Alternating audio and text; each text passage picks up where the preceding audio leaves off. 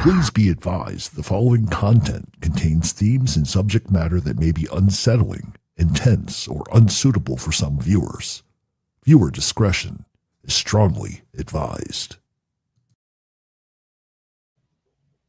Good evening and welcome to Women of Prison Death Row Series Episode 1.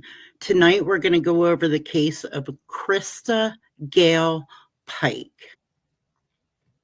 Christa Gale Pike was born on March 10th, 1976 to Carissa Hansen and Emma Glenn Pike. Very early on, her parents had married and divorced twice. They were separated for good by the time she was 3 years old. Her father had moved on, started a new family.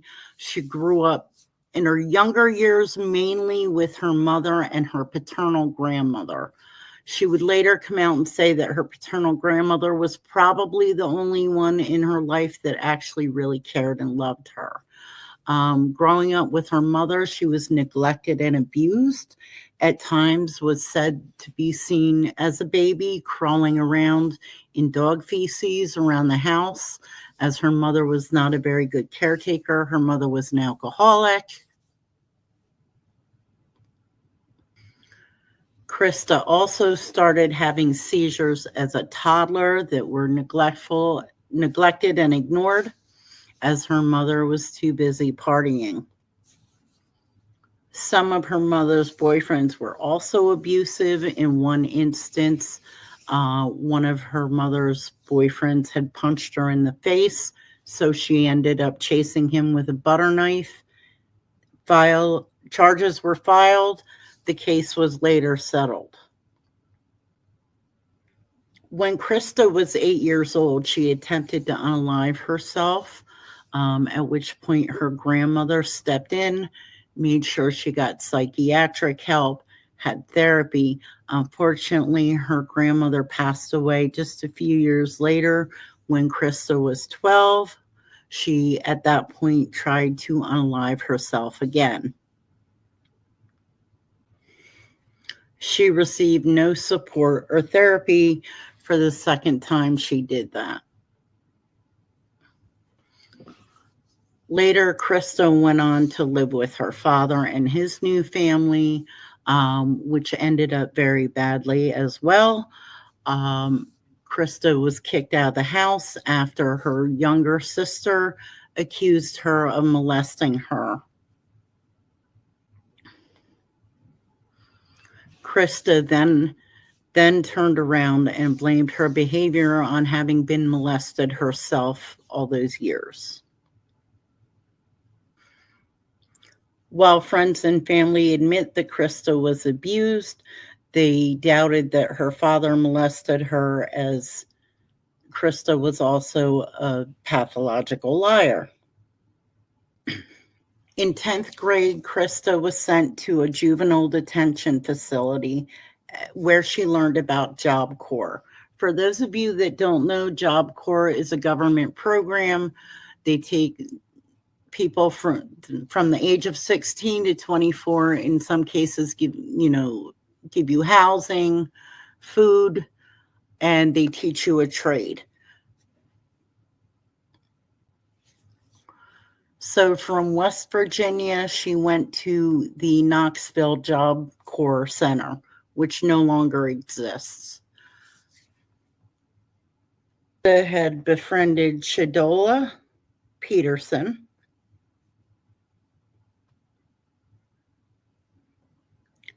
and started dating Daryl Shipp.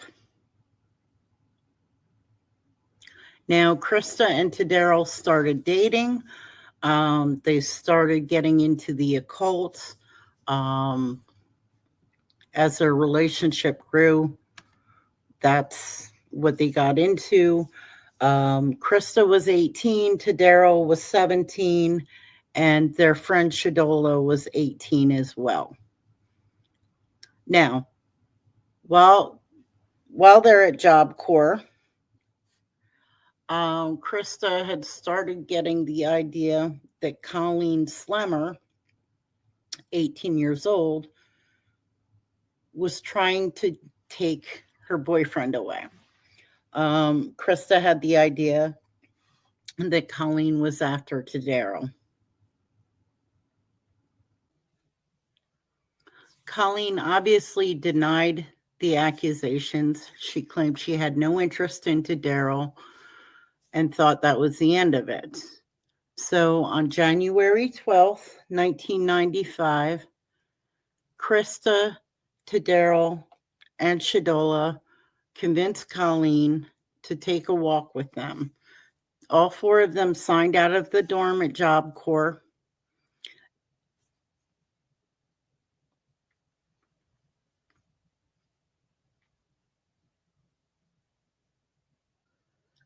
They lured Colleen out by saying they wanted to go for a walk, offer her some marijuana. They wanted to make peace with her. The three of them lured Colleen out to an abandoned steam plant near the University of Tennessee campus. Once they got to the secluded location, Christa and Tadero attacked Colleen as Shadola kept on as lookout.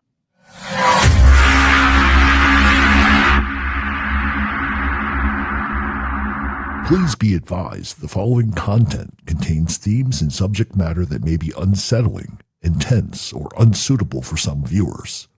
Viewer discretion is strongly advised. For the next 30 minutes, Christa and Tadero continued to taunt, beat, and slash Colleen with a box cutter and a meat cleaver. When they were done with that, Christa picked up a large chunk of asphalt and clubbed Colleen over the head, bashing her skull. Christa then kept a piece of Colleen's skull as a souvenir, as well as carving a pentagram in her chest. All three were convicted as Shadola turned state witness, and she was the lookout. She testified for the prosecution. She received 6 years probation.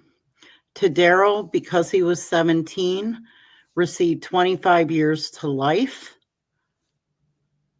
with the possibility of parole. As of October 2025, he was denied parole. On March 22nd, 1996, on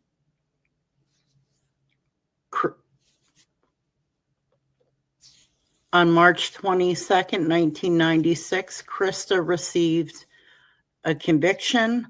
On March 30th, 1996, she was sentenced to death. As of 2015, Colleen Slemmer's mother had been asking the state of Tennessee to give the skull back so they could give their daughter a proper burial. She's since been denied.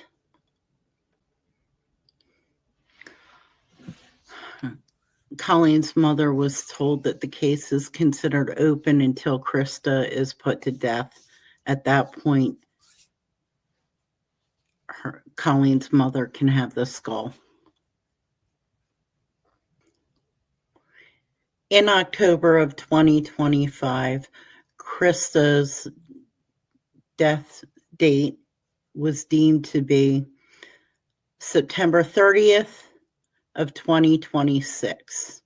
So shortly after Labor Day, Christa Pike will be put to death.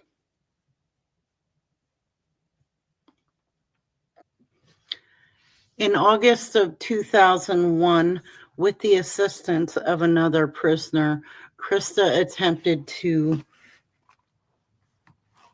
murder Patricia Jones with a shoestring. Now, she was convicted and sentenced to another 25 years. I just thought I would put that in here. However, she is condemned to death for her prior murder. Over the years, Christa has been running through her appeals. There were times she wanted to stop her appeals. She just wanted to go to her death penalty, then changed her mind.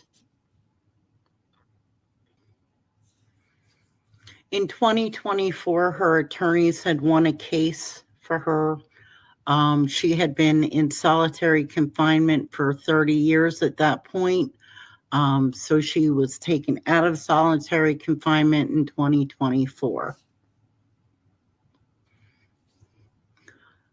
That case was won much due to the circumstances of her mental health issues growing up, having been abused and neglected, and then being held in solitary confinement for 30 years did not help her mental state.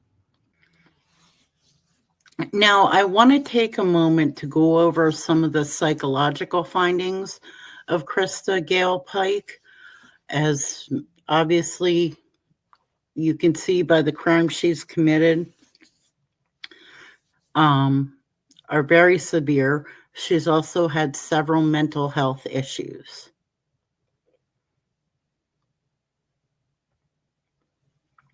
Some of the key psychological findings and diagnoses: borderline personality disorder.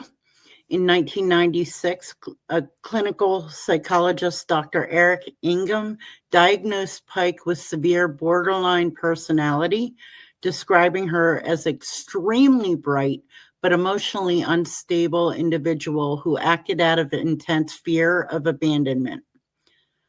PTSD and bipolar disorder. Subsequent evaluations, including those by Dr. Jonathan Pincus, identified a combination of bipolar disorder and severe post-traumatic stress stemming from the extreme childhood abuse and neglect. Organic brain damage. Evaluations have suggested the presence of organic brain damage potentially linked to fetal alcohol exposure, which can result in poor impulse control and, when combined with trauma, arrested development. Now that goes back to her mother being an alcoholic. Trauma history. Evaluations have also noted a history of sexual assault, neglect, chronic abuse, including a suicide attempt. Behavioral observations and analysis. Frenzy versus planned act. While prosecutors argued that the murder was premeditated, Dr. Ingham described it as frenzy and a complete loss of control driven by a desire to keep her boyfriend. Mental state during crisis. Experts have testified that during the murder, Pike may not have been fully in touch with reality. Prison behavior. While in prison, Pike displayed fluctuating mental states, described by one psychiatrist as comparing herself to a leopard when depressed and a puppy when on medication. In 2001, she was convicted of attempted murder for trying to strangle another inmate. Impact of solitary confinement. As the only woman on death row, she's spent decades in isolation, which psychologists argue has exacerbated her pre-existing mental health conditions. Legal context of evaluations. The defense has used these evaluations to argue that Pike's brain was not fully developed at the time of the crime and that her severe trauma and mental illness warrant a commutation of her death sentence to life imprisonment, which she has filed for. I believe she filed for that in 2021. There was a new law that states minors cannot be put to death. However, she was just a couple months into being 18, so that got overturned. Despite these evaluations, courts have previously found that she knew right from wrong and could assist in her own defense, which met the legal rather than purely psychological definition of sanity. As of late 2023, the courts have upheld her death sentence. Just to backtrack a little bit into the diagnosis, the adolescent brain development. Recent appeals emphasize that at age 18, her brain was biologically underdeveloped and impulsive, a condition worsened by her history of violence and neglect. Dissociative crisis. Some psychologists believe Pike was not in touch with reality and was experiencing an acute mental health crisis during the commission of the crime. Now, as I said, in October of 2025, Christa Pike's death sentence date is set to be September 30th, 2026. With that said, I'd like to share an article with you. Scene.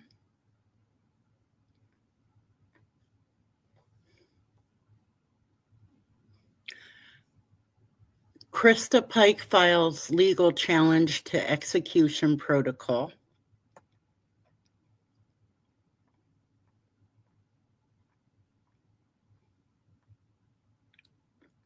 Christa Pike, the only woman currently sentenced to death in Tennessee, has filed a lawsuit in Davidson County Chancery Court challenging the state's revised lethal injection protocol. This suit, filed on January 8th, argues that the new protocol, it relies on a single thing, a single drug, pentobarbital, to induce respiratory and cardiac arrest instead of the 3-drug cocktail Tennessee used for capital punishment between 2018 and 2020. Violates the U.S. and Tennessee constitutions in part due to the unique medical conditions.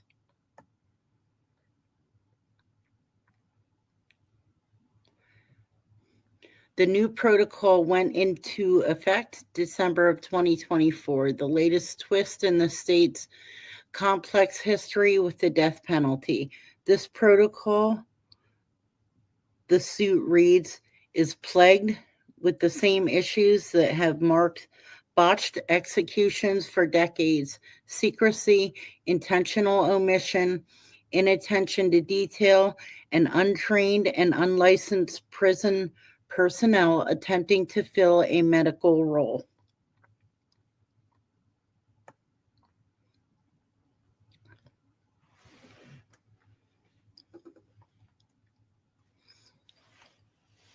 Because of these failures, the new protocol is sure or very likely to result in unnecessary and superadded pain and suffering, terror, and disgrace. Pike is scheduled to be executed at Riverbend Maximum Security Institution on September 30th.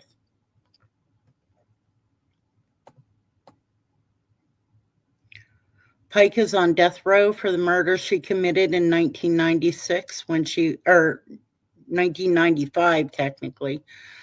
She was convicted in 96 when she was 18. Pike and Colleen Slemmer were both participants in a Knoxville job training program for troubled teens. According to filings, Pike believed Slemmer was attempting to steal her boyfriend. At trial, witnesses testified that along with an accomplice, Pike allegedly hit Slemmer over the head with some asphalt, dragged her to the woods, tortured her, and slit her throat with a box cutter. Pike was the youngest woman sentenced to death in the modern era. If she had been 17 at the time of the murder, she wouldn't have been eligible for the death penalty. Pike was later convicted of the 2001 attempted murder of an incarcerated woman when the prison was evacuated during a fire. Her attorneys spoke of Pike's youth at the time and her horrible childhood, which involved sexual abuse and neglect. In September 2024, her attorneys won a settlement to end 25 years of de facto solitary confinement, which resulted from Pike being the only woman in the state sentenced to death. As such, the lawsuit argues a mandatory 14-day isolation period before the execution is cruel and unusual punishment. In addition to taking issue with the protocol's opacity, the lawsuit argues that the limitation on clergy, which excludes Pike's spiritual advisor from the execution, restricts her First Amendment right to practice her sincerely held religious belief of Buddhism. Oscar Smith, Byron Black, and Harold Nichols all received exceptions to the 12-hour blackout of contact with a spiritual advisor pre-execution. Pike's attorney tells the Nashville Banner, "It's our belief that Christa's spiritual advisor would not be permitted in the execution chamber." Also, the protocol's lack of on-site emergency medical services in the event of execution failure violates the Eighth Amendment, the lawsuit argues. The suit also states that Pike has experienced thrombocytopenia, a blood condition, as well as bipolar disorder, PTSD, and small veins that make an insertion of a needle difficult. Because of that blood condition, phenobarbital would cause bloody froth in Pike's lungs. This is death by drowning in one's own blood, the lawsuit states. Pentobarbital and the new protocol have caused controversy following the August 2025 execution of Byron Black. Black had an implanted defibrillator, and his attorney, Kelly Henry, said he was tortured during his execution. "Oh, it's hurting so bad," Black groaned, according to witnesses. Like Pike, Black challenged the protocol, earning a temporary injunction from a trial court. However, the Supreme Court of Tennessee reversed the ruling and chastised Chancellor Russell T. Perkins, saying he overstepped his authority by modifying a Supreme Court execution order. When the trial court directed the state to alter Mr. Black's method of execution based on his as-applied challenge to the protocol, the opinion read, "The court exceeded its authority by effectively modifying and placing conditions upon the court's unconditional execution order." A challenge to the state's death penalty protocol requires that the plaintiff provide a feasible alternative method of execution. The lawsuit argues that, among other reasons for this requirement's unconstitutionality, doing so would violate Pike's Buddhist beliefs, which prohibit participating in any process leading to one's own death. However, the lawsuit does propose an alternative, a butterfly needle inserted by trained medical professionals. Pike would be the first woman executed in Tennessee since 1820. She seeks a permanent injunction against the new protocol, a contingency plan with life-saving medical procedures if the execution fails, an elimination of the 14-day pre-execution isolation period, and equal protection based on 2 precedent cases that are still being litigated, in which Terry King and Donald Middlebrooks received stays of their executions so they would challenge the previous protocols.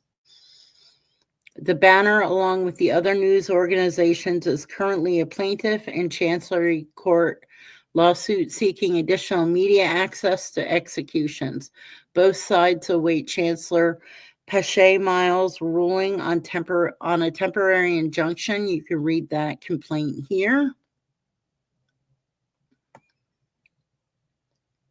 We filed this lawsuit for 3 reasons, says Stephen Farrell and Luke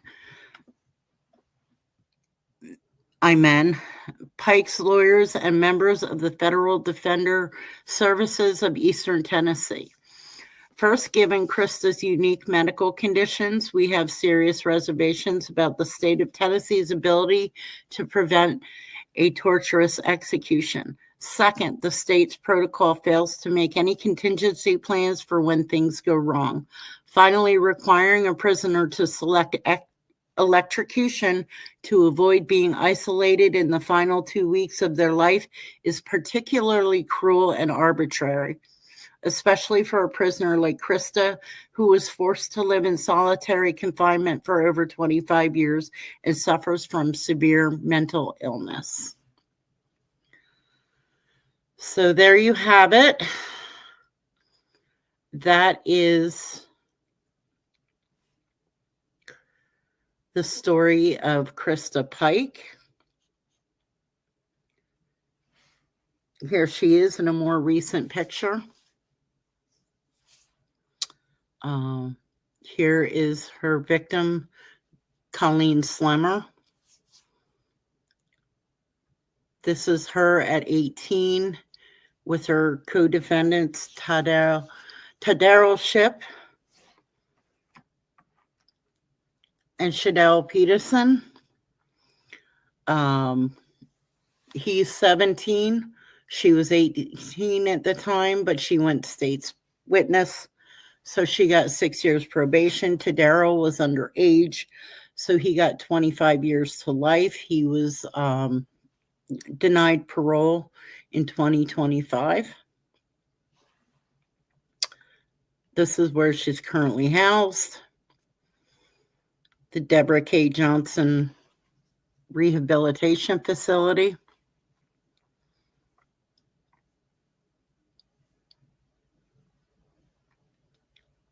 Here she is the day she was convicted. She looks like a baby there. 18, 19 years old, her life is done.